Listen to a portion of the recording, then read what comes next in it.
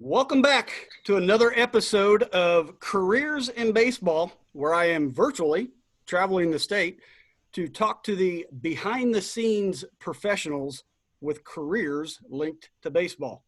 Now, before I introduce today's professionals, let's pause for a second and appreciate this beautiful piece of fabric atop my not so beautiful head. Do you know what this is? Yeah, it's obviously a hat, but it's more than that. This masterpiece is the product of the marriage between good marketing and good promotion. Now, not much can be done for what lies underneath this hat, but in the context of this series on careers in baseball, what this hat represents is, like all marketable industries, baseball relies on good promotion and marketing. I would go so far as to say that the industry of baseball relies on marketing and promotion more than most industries, including, in my opinion, the other primary sports in our country. There are, of course, many variables, but hear me out on this. Football has one game per week and one home game about every other week on average. Compare that to a 162 game baseball season, often with 3 to 5 games a week, all back to back. Add to that, with the structure baseball is in, especially minor league organizations, the demand compared to football to earn revenue at each and every baseball game demands, more so compared to football, continuous and creative marketing and promotional efforts. Basketball. Now, compared to football, basketball does have a schedule that is closer to a baseball season, being that it has more games and often back-to-back games like baseball. However, in terms of creating that entertaining environment that makes fans want to attend and spend money, baseball has one big variable that it has to deal with that basketball doesn't, and that's weather. Unless there is a snowstorm that shuts down a city, or like our current situation, a worldwide pandemic, basketball games will never get canceled. On top of that, because basketball arenas are smaller and indoors, they often have access to many environmental technologies that baseball doesn't. Lights, better audio and video quality, and so on.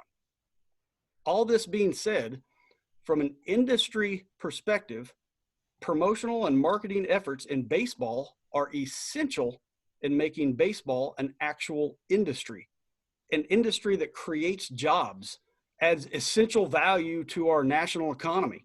Now, obviously, having a quality product on the field that includes people like Corey Kluber, David Freese, Miles Michaelis, Trey Turner, Fernando Tatis, and so many others, all former Fort Wayne Tin Caps, has a lot to do with it. But your average fan isn't going to be able to name those people I just named. And the average fan goes to the ballpark because the atmosphere and the people.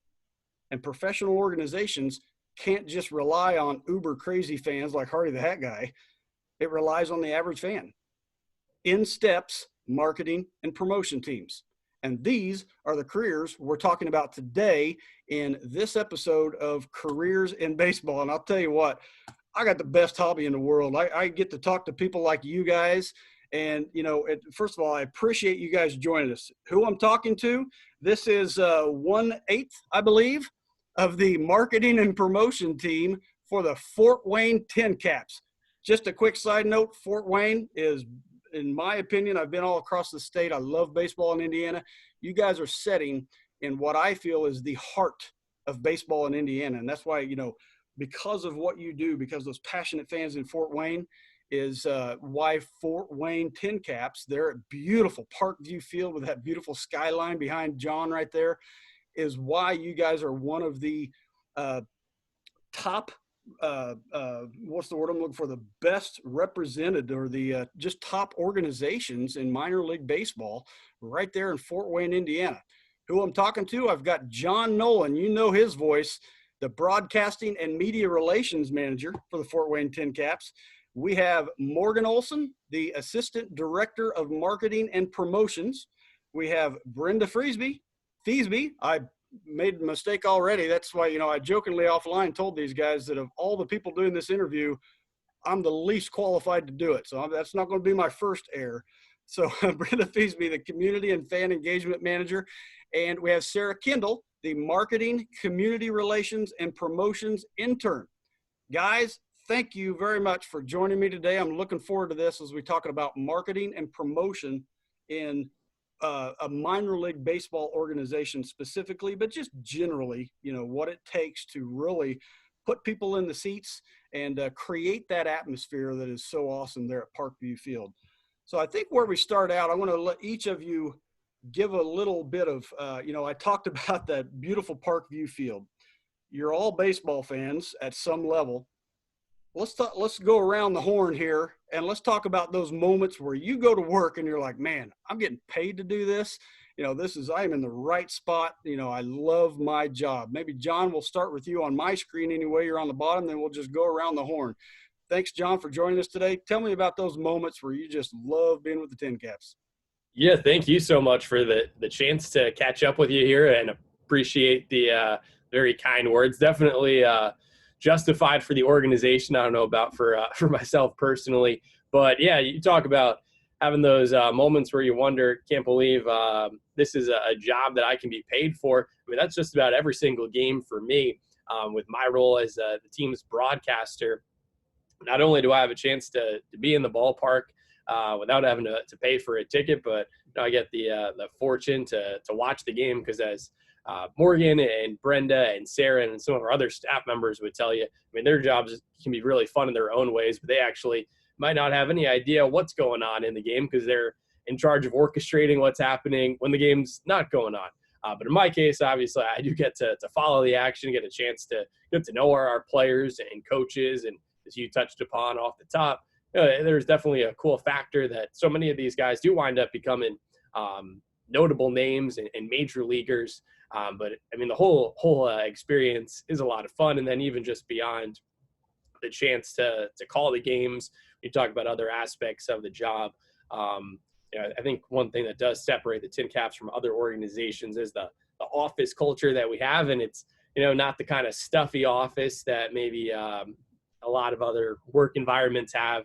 But I think, we've got a little Tykes basketball hoop normally set up in our office. You can have random inflatable objects, a fake palm tree, other stuff that as they're getting ready for promotions during the game gets stashed in the office. And so lucky to have great teammates and everyone who shares a lot of the same values, and that includes a strong work ethic, but also a great sense of humor and a desire to serve our community. Mm-hmm. Well, you can see that in the way you guys portray yourself online. You can tell that it's not fake, that you love what you're doing. Let's keep going around the horn here. Brenda Feasby, I did a little better this time. The Community and Fan Engagement Manager. Let's tell me about those times where you're, tell me about you being a baseball fan and you're loving the fact that you're with the Tin Caps. Yeah, so just to echo real quick what John said, thank you for taking the time to speak with us. It's awesome to get out there and just talk to other people in the community about what we get to do, because it brings us joy for sure. For me, it's just getting to be involved in the memory making business. We hear that all the time. I was an intern last season. And it's something we're told it's always someone's first game. So getting to actually be a part of it now, to, when you're running on top of the dugouts and you're throwing softy balls into the crowd, seeing a kid's face light up when they catch one, it's just a new level of just wow and humbling. And it's just fun to be a part of stuff like that. Going out in the community, get to do like school appearances with our mascot. So when you're there, and then like when you're out and like doing grocery shopping or something, oh, like, weren't you at our school? Or I've gotten to do the chicken dance here a few times, and I've seen people and they're like, weren't you in the chicken suit last week? I'm like, yes, I was. So just little things like that. It's just cool to like be a part of the community in that way. People come here to not only watch baseball and see the show that we put on the field, but it's also an escape for them, just whatever they're going through with life, just to kind of take away any troubles they're going through and just bring smiles to everyone. And it's just fun to actually be in that realm and get to be a part of something bigger than yourself. I'll tell you what, the view right there behind John, that's better than my office view.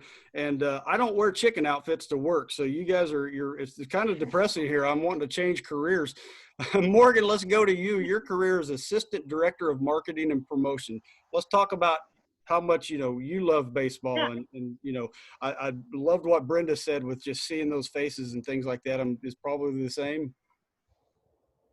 Yeah, it's definitely along those realms for both what John said and what Brenda said.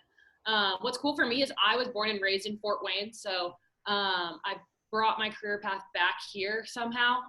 They trusted me. They wanted me here. So seeing kind of the transformation from the Fort Wayne Wizards to the Tin Caps has been amazing. And being able to, I think one of my favorite things is either a Thursday, Friday, or Saturday game. I'll stand up like on our suite level, so like pretty much outside where John is during the game, and just look out, and we have 8,000 people here, and I'm like, you all, like, we're making memories for you. Majority of you, this is your one game this season. So it's really cool to see that. Building relationships with our season ticket holders. I think John and I are the two on staff that work the closest with our players.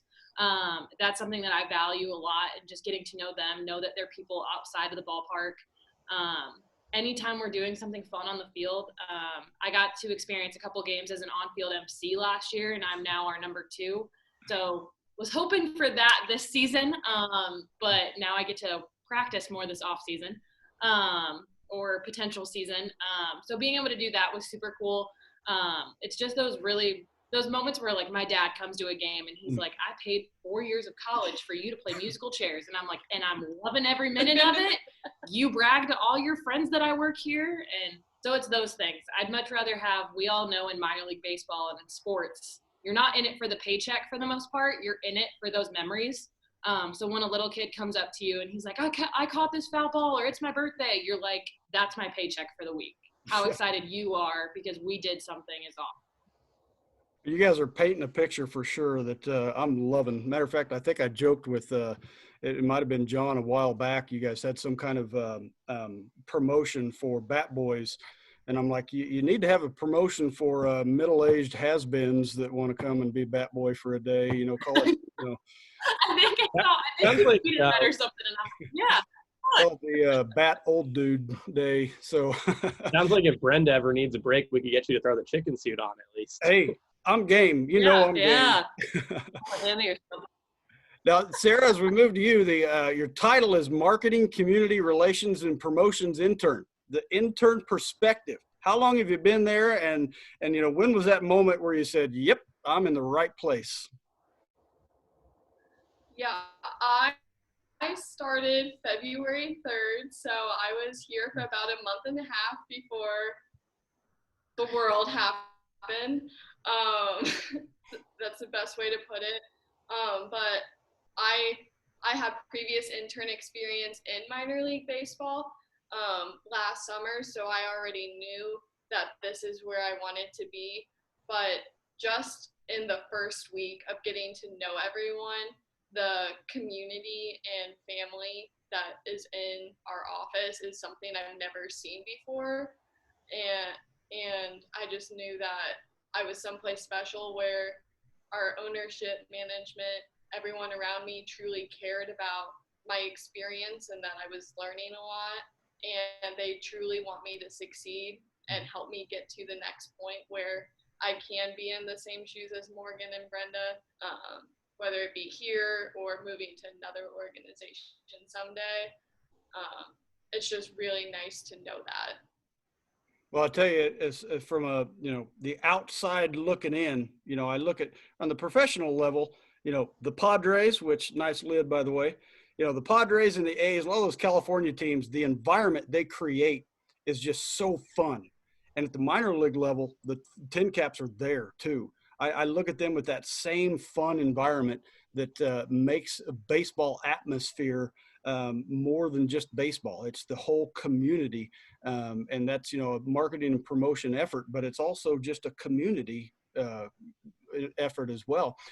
Before we're going to back things up here a little bit and talk about maybe each of your background as far as education and, other jobs. I'm sure we've all had the jobs where we've had to mop the floor proverbially, but to get you where you are today. But then before we do that, though, I want to kind of identify your specific, job roles, what each of you are relied on to do specifically for the Tin Caps. What doesn't get done if you guys don't do it.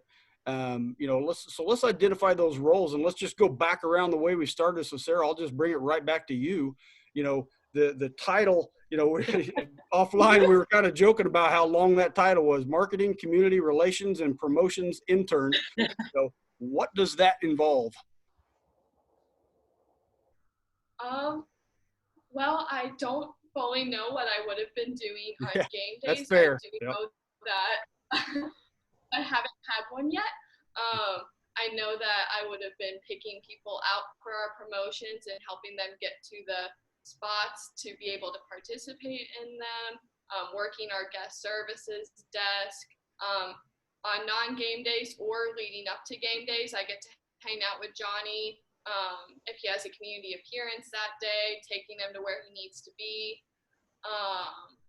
National anthem, communicating with the people that are going to be performing each game, where they need to be, checking in that they're still available for the day that they have been assigned. I go through our donation requests and fulfill those and get those mailed out when our office is open. Kids Club, creating events and help marketing it to the community and trying to get our enrollment up, and also involvement at different events we have during the year with our Kids Club, Players Clinic, Johnny's birthday party, just any kind of events that we have going on with it each year. Well, hearing what you said, and I'm guessing this is going to be true for the other three, is the one thing that all four of us have in common is that we're going to wear a lot of hats. I'm guessing that you do a lot of functions. You're not focused in on one specific thing. So let's keep going around the horn. To Brenda, the community and fan engagement manager. Tell me about your day to day. During the season, off season, game day, non-game day. Yeah, so my situation's a little unique. Like I said earlier, I was an intern last season. I've been familiar with the Tin Caps since 2017 is when I started working part-time in the store.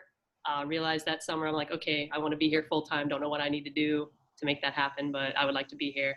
Came back in 18, worked in the store again, met Morgan, got to shadow a game and applied for the internship, got it. So with my role now, I took some stuff off Morgan's plate. So the donations that Sarah oversees, I help out with those. Tours of the ballpark for groups when they want to come out. Johnny, Tin Cap, the mascot's overseeing his calendar, scheduling him out in the community, making sure that he's seeing all his friends. And then my main real big focus is the fan engagement. So like the fan experience when they're here, making sure that when they're coming into the ballpark, it's an experience that they want to have again and again, that it's not just that one game, that we hopefully get to see their faces. So turning that on our seasonal staff that we employ here, which is close to 300 to 400, that's anything from concession stand workers to, cleaning crew.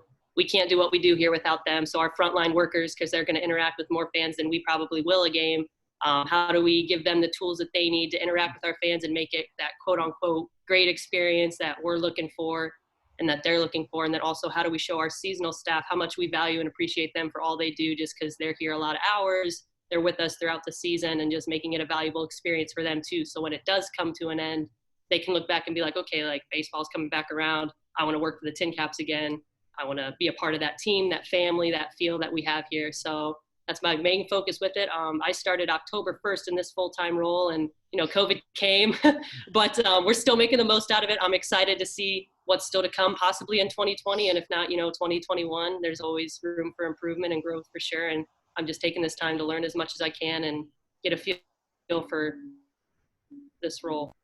Well, and I'm learning from you guys. One of the things you mentioned there that I hadn't thought of is, well, first of all, just a side note of, you mentioned how many seasonal employees did you say?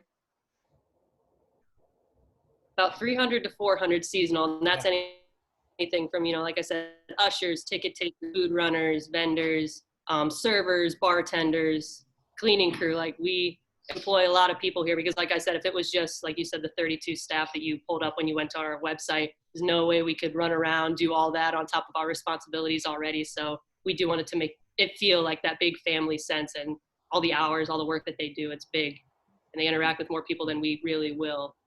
And part of your role that I hadn't thought of, when the fan engagement, it's also involves you passing on or being the glue, so to speak, so that all the faces, all the people that are getting a paycheck at any given time there at Parkview Stadium, they have the tools and resources to represent what you want them to represent. And that was a pretty neat point that I wouldn't have thought of.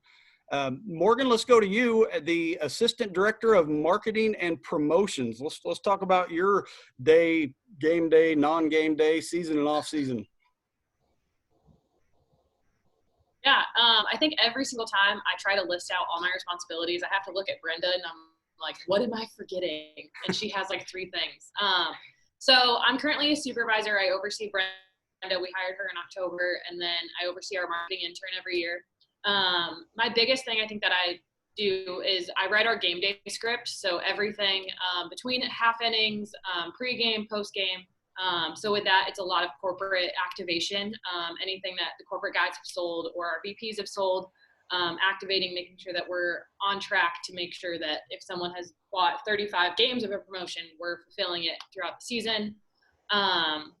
Any of our player appearances, or our jersey auctions and giveaways, I don't create them. I will give that credit to Tony Displains. But once they get here, they're pretty much in my hands of what we're going to do with them. On-field MC now. I help facilitate all of the promotions on the field. I'm our main contact with radio and TV ad buys. I help John with some social media stuff, so like Tin Caps minutes and stuff like that. Our supervisor's trying to pawn off all of his interviews off on me and John now. He's like, I'm moving on with that. So now I get those calls. All of our national acts that we bring in, so Birdzerk, Superstars, all that, I schedule those. I make sure and oversee all of our weekly promotions for the most part. So like post-game autographs on Sundays, Thirsty Thursdays, theme nights, all those things. Every Friday we have a theme night, so I make sure that we're on track with the creation of that, of headshots, thanks for the video board, our program covers, costumes for promotions, all those things. There's a lot of other stuff I feel like that I list this off, and then every time I'm like, there's at least 7 things I'm forgetting. So, but yeah, it's a new transition role. I think I've been here, this would be my 5th season, and I've had 3 different job titles. So it's been interesting to I've always been in the same role, but it's a step up every year for the most part. So I got this promotion in October. So our VP, Michael Limmer, is still handing stuff off to me, and I don't know what else would be on my plate if COVID wouldn't have been a thing. Well, that's affecting us all for sure. The roles we each do individually. But one thing I'm hearing is that, like I said at the beginning, you're wearing a lot of hats. I mean, there is a lot going on behind the scenes of a professional baseball game.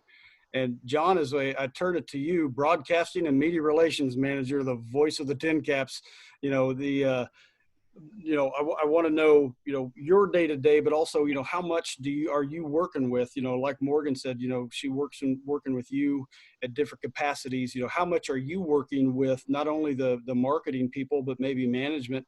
How does that all interplay with what you're doing on a regular basis? Yeah, I think it goes across the board on our staff that we all wind up having to work with each other in different ways. Even when it comes to the community element of the team. Let's say during the season, we'll have young kids sometimes get a chance to come out and interview a player. So, I'll correspond with Morgan or Brenda or someone like in Sarah's role and, set up a time and a spot where a youngster will come out and interview a player. And then in my main role, I get to interview our players and also have the chance to do play-by-play of our games. We're unique for a minor league team that all of our home games are on local television. And we have a separate broadcast for TV and radio. So for all 70 of our home games, I'm on Comcast Network 81. And then for the 70 road games that we have, I travel with the team to broadcast those on our local ESPN radio affiliate. So then compared to most others on our staff, that's one thing that makes my role different, is that for half the spring and summer during the season, I'm not at the office when the team doesn't have a home game. I'm on the road. But then the media relations aspect of the position if someone wants to interview, whether it's a player or coach or member of our staff, they'll go through me. I work with another position that we have as part of our marketing department, our digital content manager. So along with Morgan too, we all contribute to running the team's social media accounts, and then also our website too. So whether it's, in season, a story recapping a game, or in the off season program that we have, like let's say national anthem auditions, posting news and information like that on the team's website. And yeah, just up for trying to contribute wherever we can, and let's say we're in the season and it's a rainy day, then everyone on staff, whether you work in the food and beverage department or the marketing department, or obviously the grounds crew, it's all hands on deck when it comes time to pull in tarp. Luckily, once the game's going, if it's raining and the tarp needs to come out, I stay up in the press box and let Morgan and Brenda and the rest of the crew take care of it then. But yeah, we're lucky compared to the average minor league team that we have a larger staff than average. So we all do get to specialize a little bit more in our roles, but of course it does differ if you compare that to the major leagues, where the full-time staff is in the hundreds instead of just the tens or the dozens. And and someone in my position as a major league broadcaster, they more or less can arrive to the ballpark, sit down, and just focus on getting ready to call the game. Whereas in my spot, that might not crack the top 5 priorities for a given day. Well, and the good part is, we were kind of joking with offline is, you're doing, like I said earlier, I'm the least qualified to be doing an interview in this, but the good part is I'm pretty good with the computer, so I can edit out all the stuff and the mistakes I make. But you're doing it live. A real trick. I do the same thing. A lot of the stuff you're doing is live, and that requires actual talent. But one thing I want to talk about, before we get into education and things like that, we may end with that and then kind of look at it going forward. But it's not just about marketing for direct results of getting people in seats. Now, obviously, marketing promotion is about that, but it's also about that community element. What can a big employer like the Tin Caps, which is what they are, they are an employer, but an organization that gets that kind of community to show up all the time. I want to talk about the involvement each of you have as far as that. I don't even want to call it a side role, because it's part of the overall marketing and promotion with the community for in terms of giving, in terms of being a resource in times like now, in the pandemic, where the communities need a resource that has the resources to turn to. And I know the Tin Caps have been, very active in that realm. So, whoever wants to respond, I'll just throw it out there generally as far as how does the marketing and promotions team work with, say, management or, corporate sponsorship and things like that to provide those, needed services for the community, like some of the meals programs and things like that you're doing?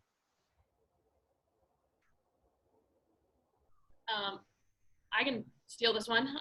So I think with our biggest thing is in any time, we always try to make it known that this is what we do. So whether it's wearing our brand or telling people like, hey, I work for the Tin Caps, if there's anything ever that you guys would like to do.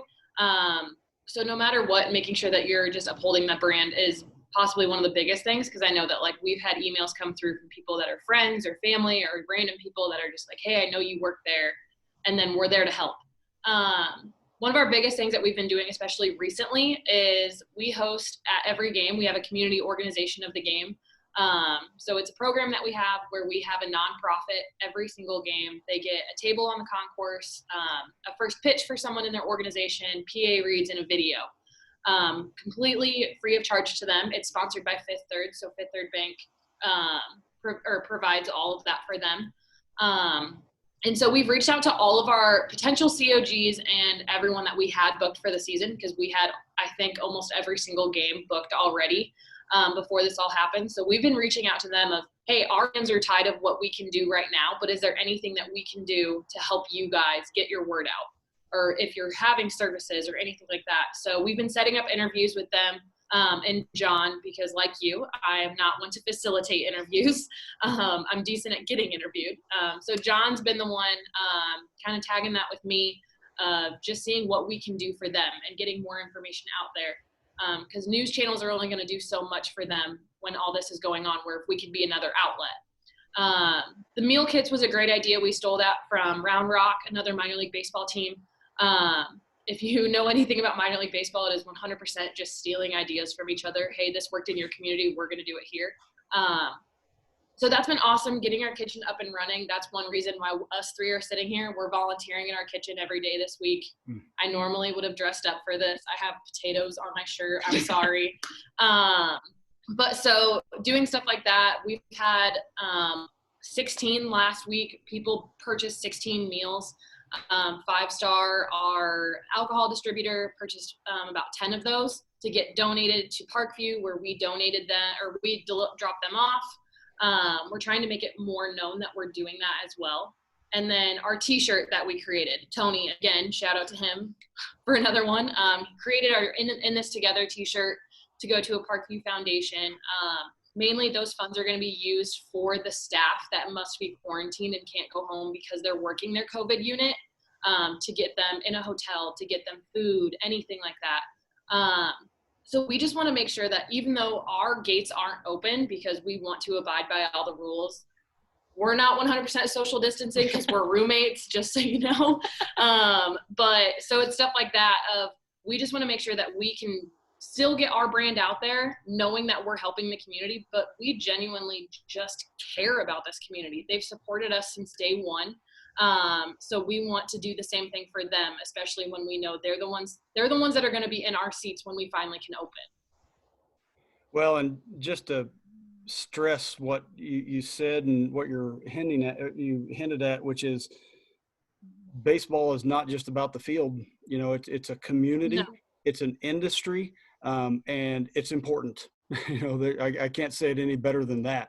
It's important for so many reasons, for economy, for community, for, you know, so many reasons. That's why it's, you know, the marketing and promotion people are at the center of that. You know, you guys have your finger on the pulse of everything going on with the Tin Caps, because it all comes back to, we've got this brand and we've got this, you know, not just the brand, but we also have this desire to, you know, give back to the community that gives so much to us, you know, and you guys are doing it very well. You know, the one thing that John and, well, everybody's hinted at is that, you know, you all hands on deck. You know, one thing I'm picking up from all of these career videos, like I said earlier, you know, you're not just going to do one zoomed in thing. It's all hands on deck, and for all aspects of what you're trying to do. Get people in seats, sell hats to hat guys, and reach out to the community. Let's go back now and let's talk about, you know, the education, maybe the specific education that each of you have, how it prepared you. You know, was it specific towards what you're doing now, or was it a general thing? And then maybe talk about in marketing and promotions in general, or as, you know, you could relate it to specific tasks that you have, like, you know, John specifically for broadcasting or specifically for media relations. You know, what is your education? And tell us about, you know, and I'm not just talking about the college, going back to, you know, high school and beyond, the education, the traditional education in the school environment, the education from mentors, and then kind of hint at going forward, what resources do you turn to stay, you know, ahead of the game, to stay up to date with all the emerging trends in your particular part of the industry? And John, I guess we'll start with you in the broadcasting and media relations. Yeah, and for my story, and I think a lot of broadcasters share a similar story, since I was at least 13 years old, if not before then. You know, I was a kid who grew up loving sports, playing sports, I'm not that smart, but I at least was smart enough to recognize that I wasn't going to become a major league player myself. So that's when my mind started shifting towards another potential career where I could still be close to the action. And when I was in high school, I didn't have too many opportunities to do anything broadcasting wise, but I initially was involved with student newspaper and yearbook and some other writing, and then eventually even like online broadcasts. But I did know that I wanted to pursue this path. So when it came time for college, I went to Syracuse University in upstate New York to major in broadcast journalism, because I had looked into where a lot of the broadcasters that we see on ESPN are working for major league teams, where they went, and Syracuse has probably had as many broadcasters going to sports as any other college. So I went there, again, was involved with the student media organizations as much as possible. I mean, a key thing to share with you here, though, is that while I was a student there was a guy who was a couple years older than me. His name was Mike Cousins, not my cousin, but Mike Cousins. I wish I could bet from nepotism. And for Mike, his full-time job out of school was becoming the Tin Caps broadcaster. And my lesson that I would just share with anyone who might be in school right now would be that, because I kind of had a mentor-mentee relationship with Mike when I was in college, I kept that relationship going. And so, I check in with him to ask, hey, how's, your first job going? Hey, what's it like living in a new part of the country? Because he was originally from the Northeast like I am. And so then fast forward a couple years later, and Mike was in need of an intern with the Tin Caps. And so I applied for that position. And I always say, I'm sure there definitely were others who applied for the position who would have been, whether more talented broadcasting wise or more experienced. But the one advantage that I did have was that I had the pre-existing connection with Mike, something that I had cultivated over this couple of years, because it wasn't simply just because I went to the same school as him. If I hadn't talked to him in 2 years, and then the first time I was reaching out again was to say, hey, I want a position here, I don't think that would have given me quite the same edge. So that's something that can be beneficial. And otherwise, to answer your question, I would say, though, for anyone who would be interested in going into broadcasting, where you go to school, in my opinion, is not the most important. And honestly, even what you major in isn't the most important. It's just, in broadcasting, you need to have experience. So whether that's going to a community college and being involved with student radio or TV or online digital stuff that continues to grow, that honestly holds more value than if you went to, let's say you went to an Ivy League school, but you never did anything media related before. I'm sure you're highly intelligent, but you don't necessarily have the experience that's going to prove most beneficial. And I think the others can speak to that too when it comes to working in sports. That experience and outside of the classroom is, arguably more important than your books and curriculum kind of education. And broadcasting is one where you don't really, having a master's degree by and large isn't really a qualification anywhere. So since I got my undergraduate degree, I haven't gone continued education that way. In broadcasting and media, I mean, I just constantly, though, am reading to see what's going on in the industry, keeping in touch with peers that way to make sure, I'm kind of in the loop and trying to, it's hard, it's maybe in media is as difficult to try to predict the future as any element of society these days, but try to keep the pulse of what's going on that way. Are there any mentors, maybe even still this day, that you look at anywhere, any sport, any kind of media, really doesn't even have to be sport, that you look at? There maybe you tailored yourself, you tried to mimic early on, or someone that you look to and say, wow, he's doing it right. I need to try to figure out how to work something that he's doing into my repertoire. Yeah, for sure. I mean, there are really countless examples, and I joke that when I grew up, I was a fan of the Mets, the Jets, and the Nets. And during my lifetime, none of those teams have won a championship, and they've brought a lot more, fan pain and suffering than joy. But the one thing that all those teams had going for them is that they're broadcasters, and even hockey too, with the Devils and Doc Emmerich, who's actually from around the Fort Wayne area. The other teams the Nets at Iron Eagle, or still have Iron Eagle, the Mets with Gary Cohen, and the Jets on radio with Bob Wischusen. Those guys all call games nationally. So I think I was able to absorb, their excellence, and in some fashion certainly do sort of emulate them in what I do now. And then mentioned Mike Cousins, who was here with the Tin Caps before me, and then he made the jump from single A straight to the big leagues in a sense, working for ESPN. And when I was in college, I'd interned with the AAA team in Syracuse. At the time, their two broadcasters were Jason Benetti and Kevin Brown, and now Jason Benetti is the television voice of the White Sox, and he's on ESPN all the time. And even Kevin Brown actually is a radio broadcaster for the Baltimore Orioles, and he's on ESPN. So definitely have been super lucky to personally know. Those are just a few of the broadcasters who I've been able to develop connections with. So I have no excuse for not being able to say I don't know sort of what it takes for people to do the job at a high level. Yeah. Well, I'll tell you what I'm picking up from what you're saying is, number one, the connections, the networking, it's important. But then number two, get started, just do the work, be in the industry. It's the degree is one thing, the education is one thing, but be in the industry and don't just wait for a diploma to get started. Get started now. Kind of a recurring theme I'm hearing in all these, and it sounds like something that you were on board with there early on. Yeah, absolutely. And I would just add, obviously, now with the way that technology has grown, you can create the Hardy the Hat Guy network. You don't need to officially be working for a TV station or a newspaper or anything like that to be able to put your stuff online. So unlimited resources out there for anyone looking to create content.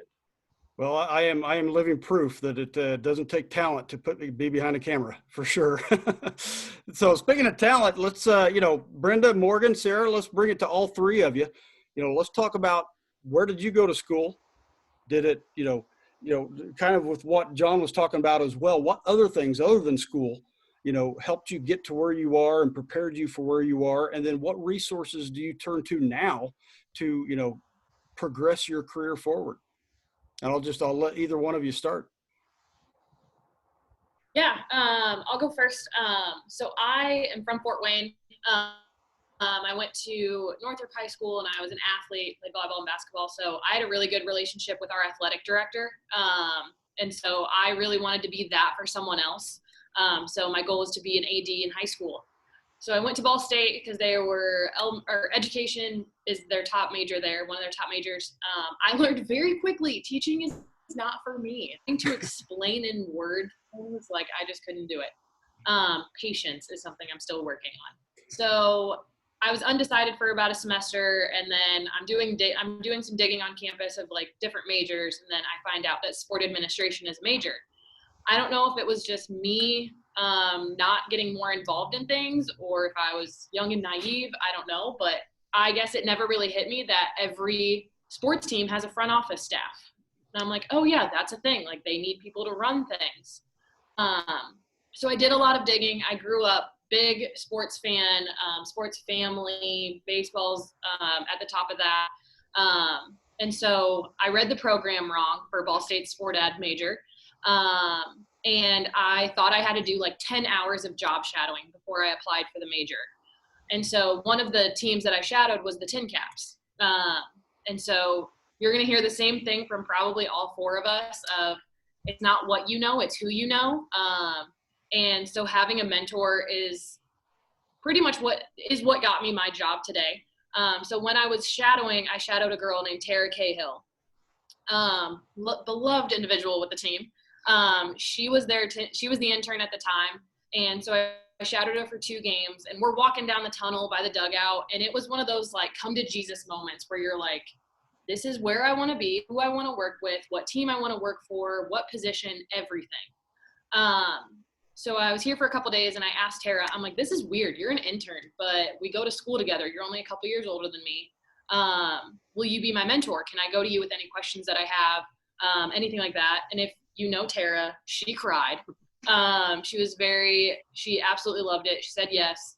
She still to this day is one of my best friends. But so then I went back to Ball State for my sophomore year, and I just dove in. I've always been about the classroom. Like, I love learning, but sport is something where you have to get involved super quick about things. So I joined the Sport Administration Association.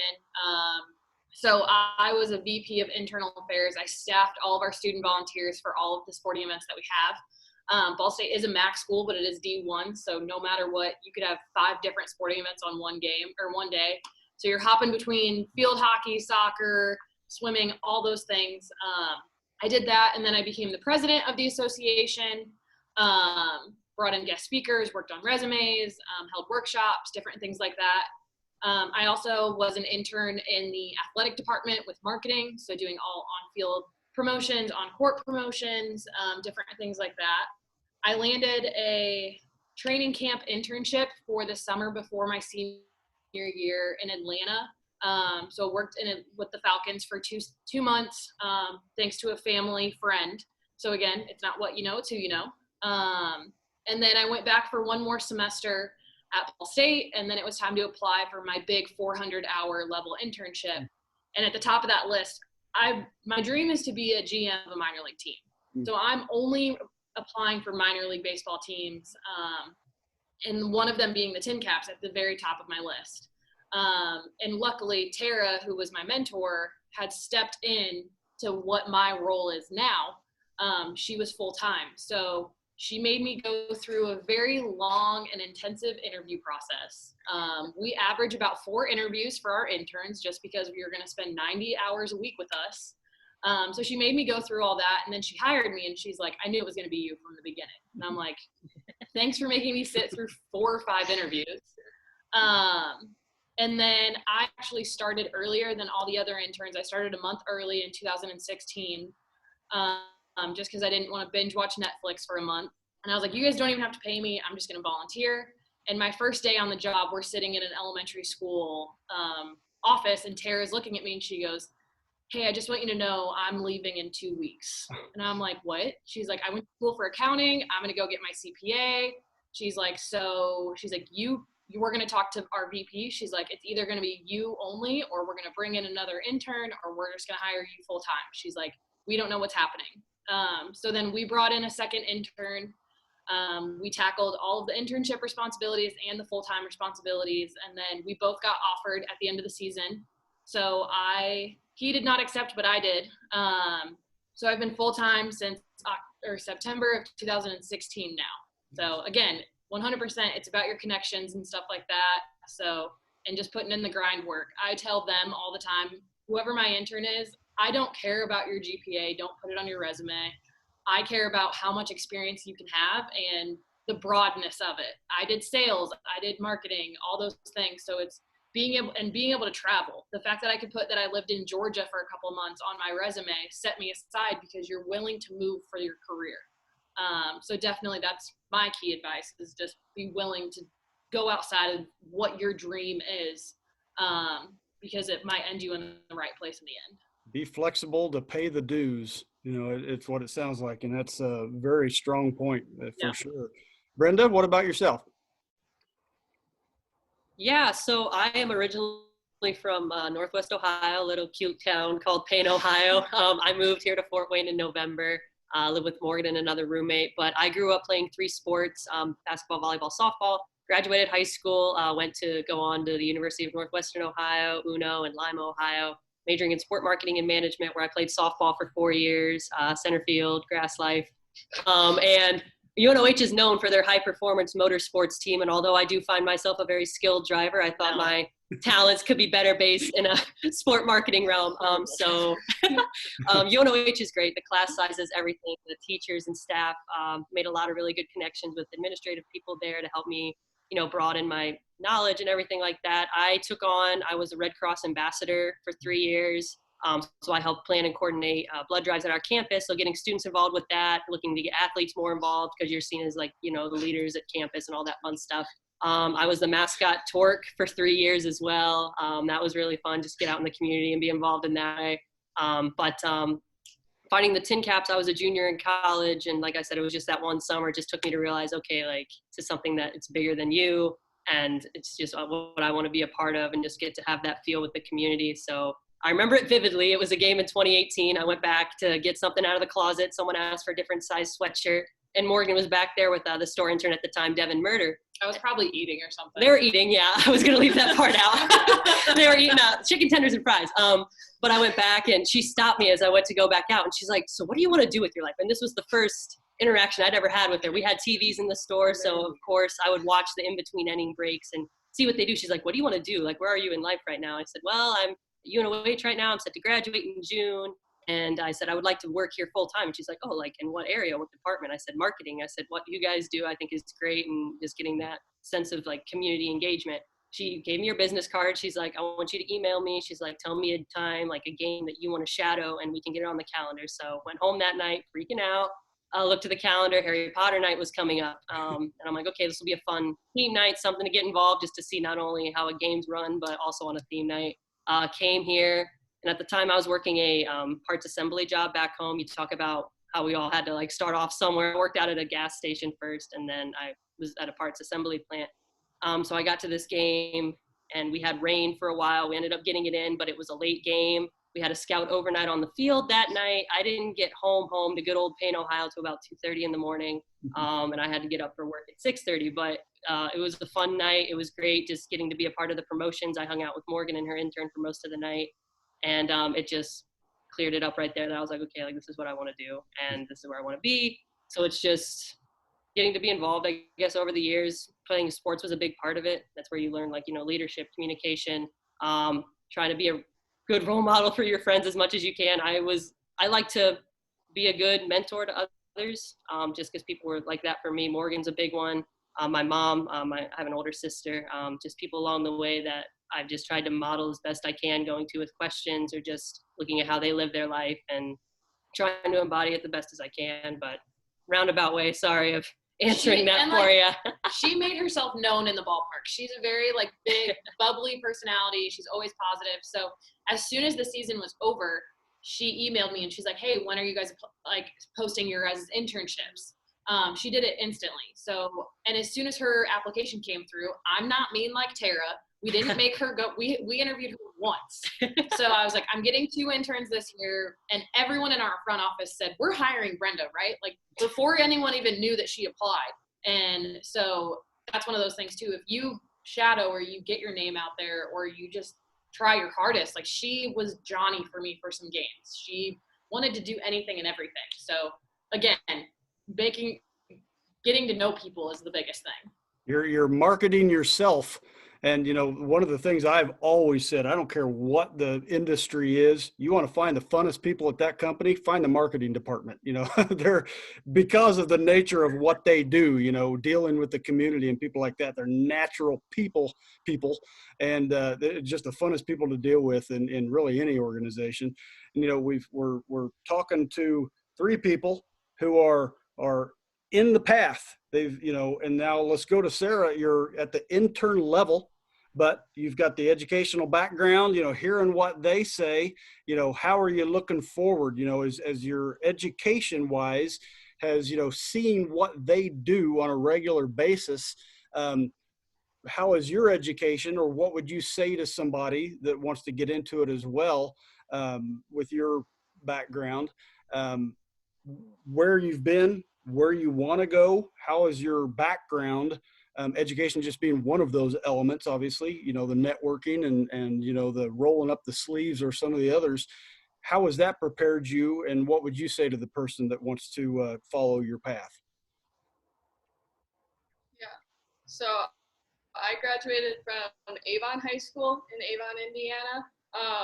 I am an outlier in the office where I am very bad at sports. I did not play them past like 6th grade because I knew I reached my peak of performance. So just put them on the shelf at that point. Well, very competitive there in Avon like Morgan, too. I went, yeah, exactly why I stopped. I was like, I'm not going to make any teams in middle school because they started doing cutting at that point. So I was like, that's it for me. But I also attended the Harvard of Muncie, Indiana, Ball State.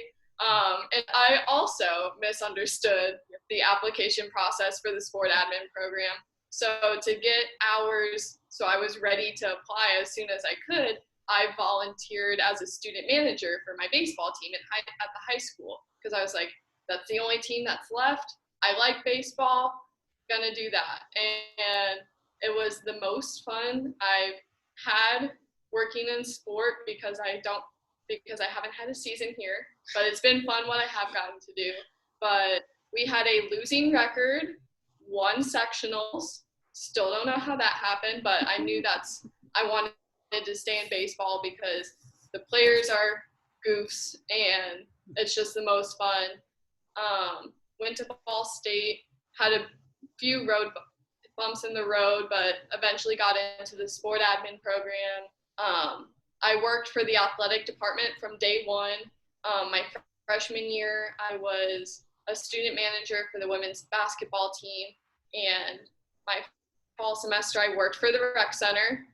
Very quickly left that job, and worked in the equipment room for athletics until the day I graduated. I worked with every team except football who had their own equipment staff, and just got to meet so many amazing coaches and student athletes.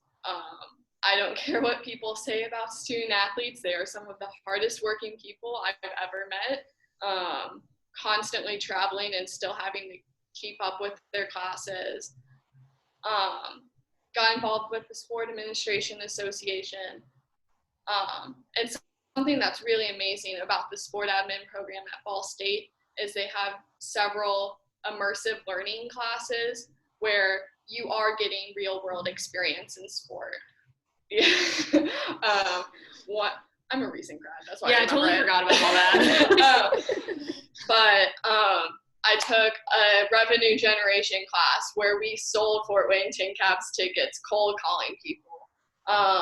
There's an event management class where we put on a real golf outing to raise money for the Fund for Excellence for our program, that students can request funds to attend professional development conferences. I was lucky enough to get a grant from the program to go to the 2019 winter meetings out in San Diego. Had to take all my finals early because it was finals week, but was definitely worth it. I was an intern last summer for my 400 credit hours as a stadium operations intern in AAA baseball out in Des Moines, Iowa for the Cubs. I realized about 2 weeks in that was not the department for me.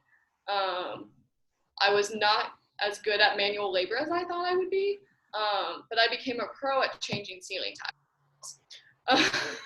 That became my specialty because I was the perfect height for the ladders to do it.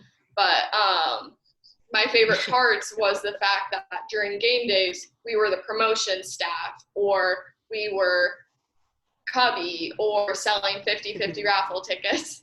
And I realized that was the stuff I really wanted to do. And I knew I had a well-rounded resume, but to be able to get a full-time job, I knew I needed a full season-long internship since I was just there from May to August. So I decided to apply anywhere and everywhere in the Midwest, tried to not go stray too far from home, and went through the very long interview process, and was lucky enough to get the position I really wanted as marketing, community relations, and promotions intern for the Tin Caps. Hit the ground running, and well, and with Sarah, it was cool too. At Ball State, they, as one of their classes, they pair you up with someone. So they find out kind of what realm you want to be in, what industry, what job, and alumni get paired up with them to be a mentor-mentee relationship throughout the semester. And I was Sarah's mentor for a semester. And so when her resume came across my desk, I was like, I know her. She emailed me like every other week. She was very impatient with waiting for my replies, but I know her. And then there was a couple, she introduced herself to our VP of finance and stuff. So there was like at a Ball State event. So again, I had known her beforehand, what set her aside. And I like to think I've gotten better and more understanding with sending emails. Baseball season's crazy. Baseball season is a hard time to try to network with people. That's been kind of a benefit for me, with everyone working from home and people wanting to talk to people that don't live in their house because they're most likely living with family at the time or any roommates they may have. So I've been doing a lot of networking with Major League Baseball, community relations, and foundation staff. That is a dream of mine, to work for a nonprofit within sport, because I think sport has the power to change the world, and I want to be helping do that. So that's kind of where I am. I think a piece of advice: just because you like sports doesn't mean you can work in it. There were some people that I had classes with where they're like, oh, I like sports, so I'm just going to get a job in it. And they applied to an extent in classes, but they didn't go get that experience. And to this day, they still don't have a full-time job. They're either were an intern or are an intern and are still trying to get to that next step. And they're getting impatient. They're like, I have the experience. Why am I not getting a job? I'm like, you didn't apply yourself to get to know people or get relevant experience to what you're specifically wanting to do. Like, why are you taking sales internships if you want to be doing ops or marketing? Like, there's overlap, but you need to be getting the more specific experience. I'll tell you, and following up with what Sarah led there, as we wrap things up, let's go back around the horn and let's summarize, because a lot of components in the background to get you where you are, a lot of moving parts going on right now, for sure. I mean, even in this time where baseball's not happening. And just a quick side note on that, as appreciative and as lucky as I am to be able to talk to you guys today, the very reason I'm able to do that is because of the time in the schedule, because we don't have baseball right now. So it's kind of a mixed blessing. We would be having a game right now. Right. Yes, we would be having a game right now. Exactly. That's exactly my point, which is, I'm very thankful that I've got to spend this time with you guys, but it's kind of a mixed blessing, because, all of us would want baseball back. And, so let's, that one point, Sarah kind of wrapped up, her position there as far as, what would you tell, the person wanting to get into the industry. As we wrap it up, the question is, what would be that one thing, one takeaway that you would give the prospective person that's going into marketing and promotions in the sports industry, maybe baseball in general? We've hit on a lot of things. Stay flexible, stay versatile. Don't get tied down to one thing. Roll up the sleeves, do the work. A lot of great points. As far as marketing and promotion, what's the one takeaway? And we'll just go back around the horn, maybe, Morgan, and I'll put you on the spot first. And what's that one thing you would say? Oh, I thought you were coming to me, and I was like, oh no, I'm not ready. I gotta think.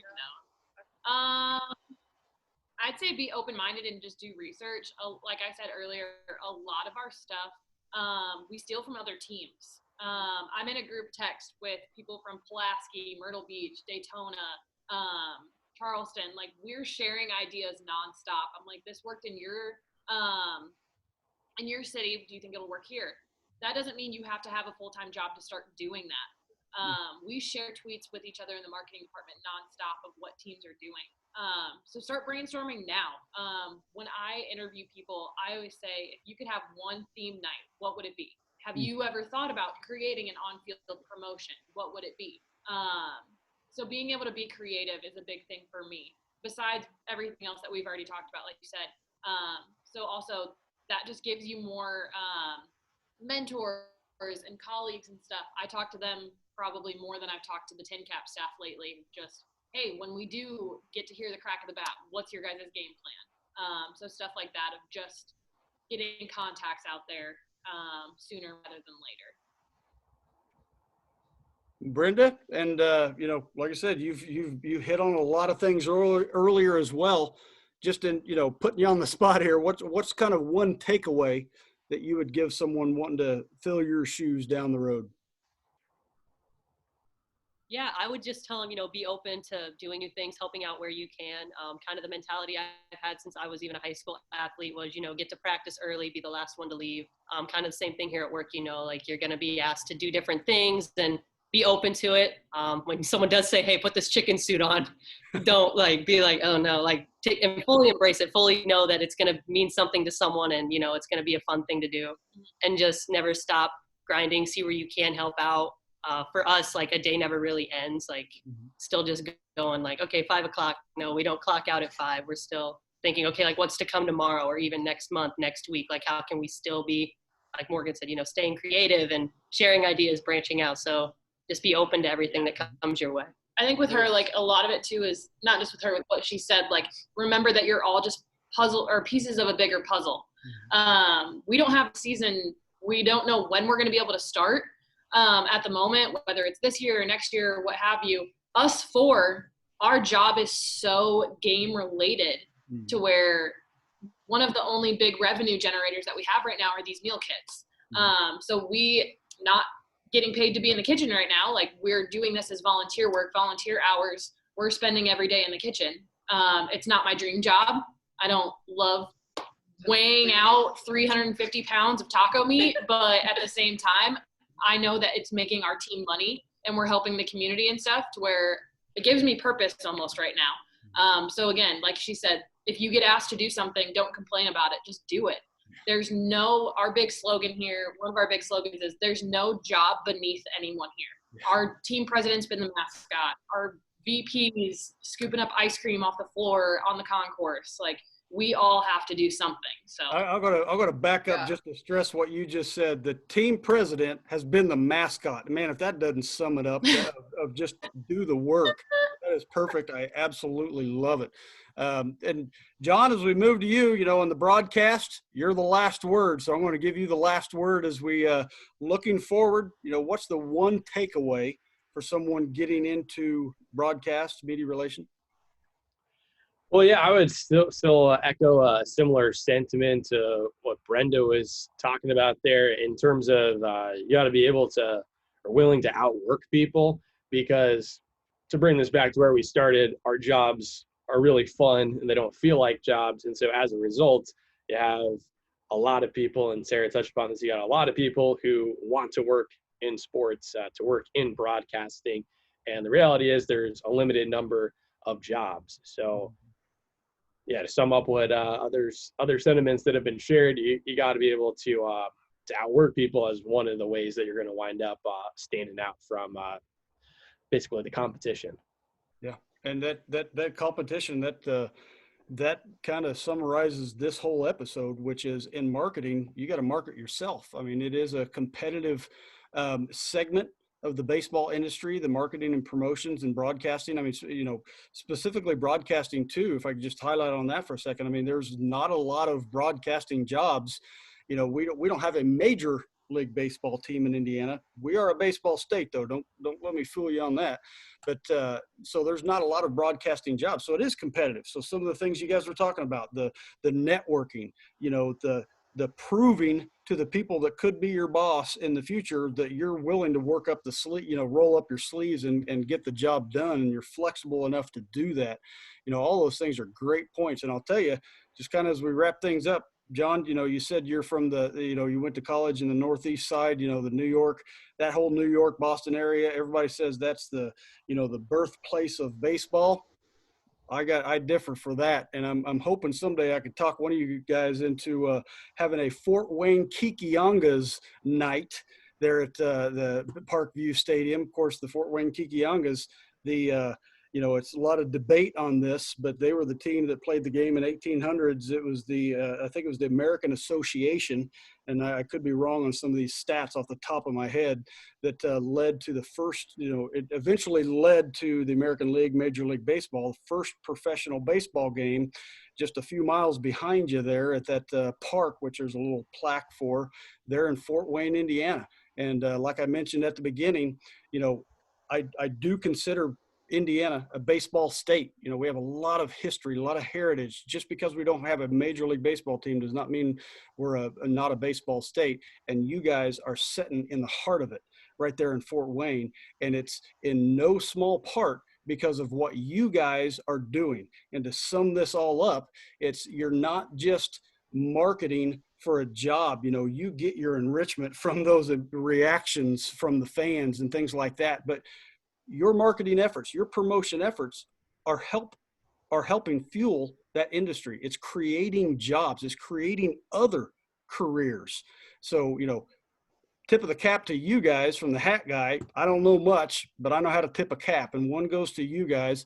I really appreciate it for your time with me today. Like I said earlier, you know, it's a mixed blessing because we'd all rather be at Parkview Field right now watching the Tin Caps play, but it's coming. Don't lose hope. Some semblance of a season will come, and a lot of people depend on baseball as an industry. So thanks again for you guys doing what you're doing and taking the time to talk to a hat guy. Thank you, folks. Join us. We got more careers to talk about as we travel the state talking careers in baseball. Thank you.